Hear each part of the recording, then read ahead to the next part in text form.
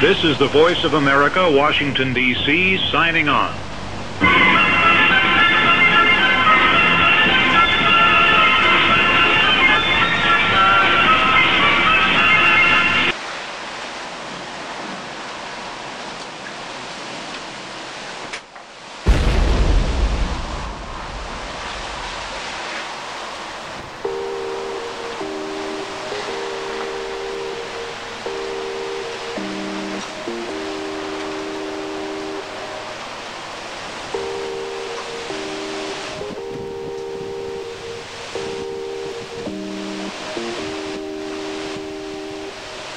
Tato znělka patří ilegální rozhlasové stanici, která je nástrojem podvratné a špionážní činnosti.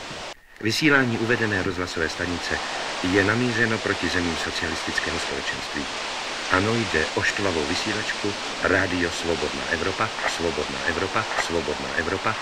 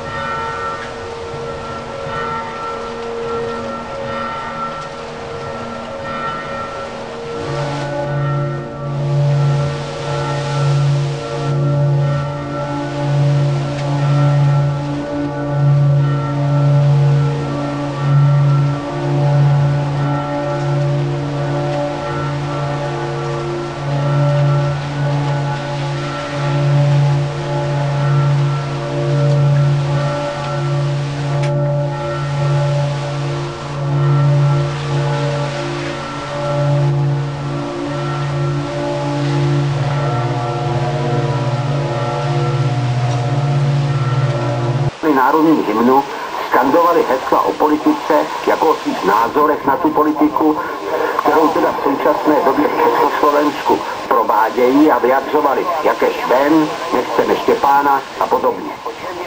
Shromáždění bylo neustále vyzýváno k tomu, aby se rozešlo, vrátilo, aby shromáždění bylo ukončeno. A lidé si sedali na zem. Křičeli Gandhi, Gandhi, zpívali nadále státní hymny, drželi se za ruce a skandovali, že máme holé ruce, a upozorňovali příslušníky, tedy bezpečnosti a pohotovostních pluků, že jsou mezi shromážděním i děti.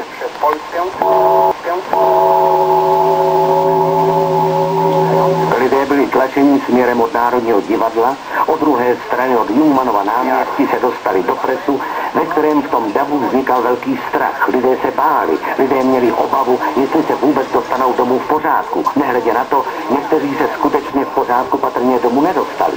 Ztráceli boty, ztráceli části oblečení, byly rozbité brýle, byly rozbité obličeje.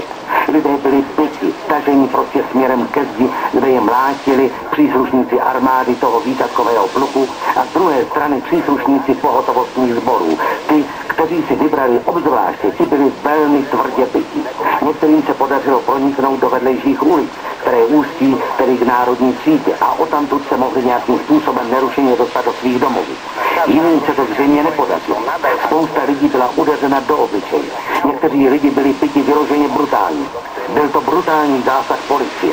U Národního divadla vytlačovali lidi použitím policejních sil nebo vojenských transportérů, nevím přesně, o jaký druh techniky se jedná, který Vjelo mezi lidi a ty lidi tlačilo před sebou. Bylo použito policejních psů, smečky policejních psů.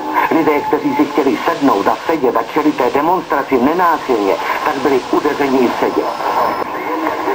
Pane ministerský předsedo, jestli máte čest v těle, nedovolte, aby mluvčí vlády zamluvil po svém špatném způsobu pravdu. Asi by nebylo nejprozíravější spokojit se zhlášením nebezpečnosti.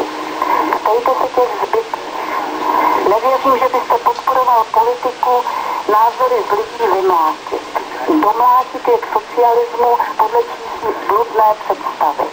Co je socialistického na tom, posledních lidem obrněný transportér. Ten průvod volal Praha, Berlín, Varšava. Měl spíše volat Praha, Tbilisi, Pekin. Ty zbytí mají nevýhodu, že je málo kdo za kordonem viděl. Mluvte s nimi, umožněte jim veřejně svědčit. A ovšem nedovolte potrestat nikoho, koho na Národní třídě a jinde zatkli. Jan Neruda má verše. Není cesty mimo krví ke vzkříšení, ke vzkříšení.